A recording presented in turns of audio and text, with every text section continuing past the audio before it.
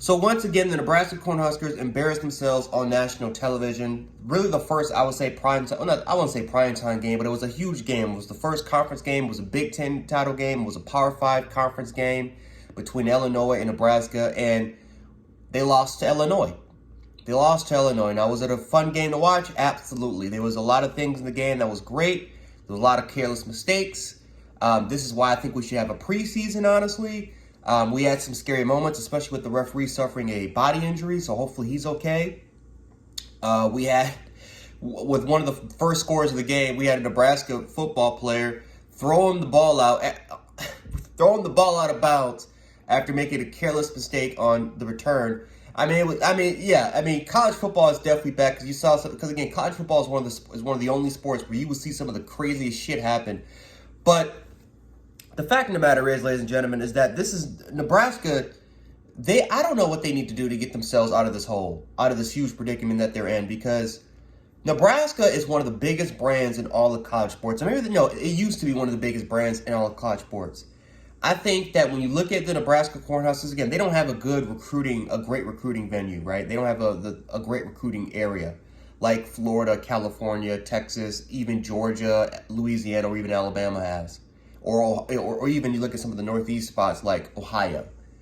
But Nebraska has survived for years because of their brand. Now, ever since the turn of the 2010s, Nebraska has been dog shit. They've been crap. They've been mediocre at times.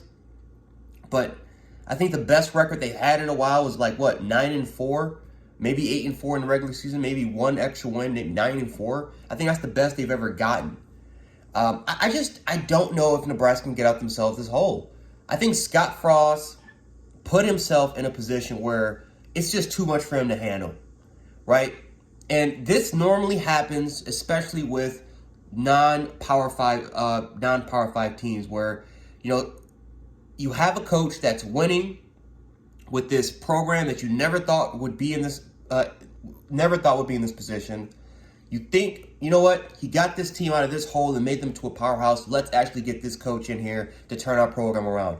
It works for some, right? You look at Brian Kelly, right, for Notre Dame. Brian Kelly, as much crap as we talk about Brian Kelly, he turned Notre Dame's program around. Now they're one of the winningest programs in all of college football, right? Urban Meyer's another good example, right? Lower Power 5, lower non-Power 5 school coming out of Utah. Went to Florida, won a couple national titles, went to Ohio State, won another national title. We've had cases of this happening. This happens every single year, and some things work, some things don't work. I think for one of these cases, Scott Frost is just not working out in Nebraska. It's clear and obvious. He does not have the recruiting advantage compared to what we've seen before.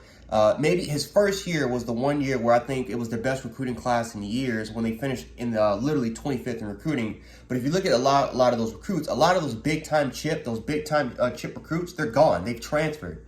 So when you really look at it, Nebraska at this point, they're done with Scott Frost.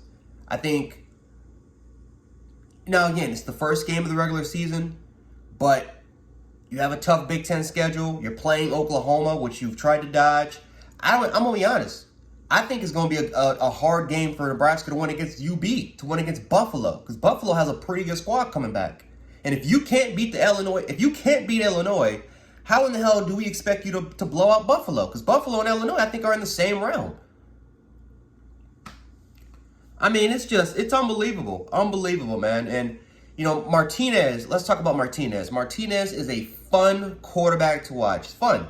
He's a mobile guy, playmaker, but he can't throw.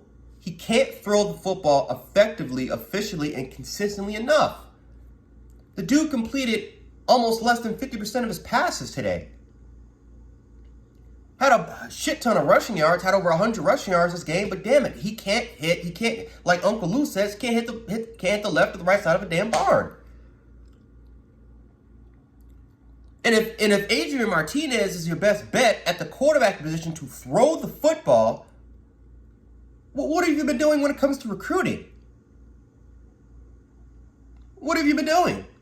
Is it impossible for you to get these blue chip recruits? I look at what Mac Brown's do with North Carolina. Now, granted, North Carolina is a phenomenal recruiting stomping ground. But still, I look at what Mac Brown has done with Mac Brown hasn't coached in almost a damn decade until he went to North Carolina a couple of seasons, 2 or 3 seasons ago, and look what he's doing. He's turning the program around. They went to a New Year's Six bowl game last year. What are you doing over here, Scott Frost? So, fun game to watch. You know, it's the first game of the regular season, so a shit ton of careless mistakes. Again, these are college kids. These are not professionals. But, man, this just reminds me that the good old days back in the early 2000s, it's over. It's over when it comes to these big brands, the Miamis of the world, the Nebraskas of the world, the Texases of the world, like these big, even West Virginia Tech, what they used to do in West Virginia. I mean, these big brand name schools, it's over, right? Only Oklahoma, Alabama, Ohio State, we've seen these schools kind of live up. Even Michigan, what they did a little bit early in the early days. I mean, it's over. And I think this is just a huge reminder of what college football of that era just being gone after watching this game. Because I expect Nebraska not just to win. I thought they would blow out Illinois. But after this performance, I don't even know if Illinois is going to win more than 4 games this year. I'm going to be honest. I'm going to be honest. They got a tough schedule. UB is not a pushover because if you can't beat Illinois, then damn for sure, it's not going to be a pushover against UB. And then the following week, you have Oklahoma, which we all know that's probably going to be a blowout. Anyway, guys, let me know your thoughts, and I'm out.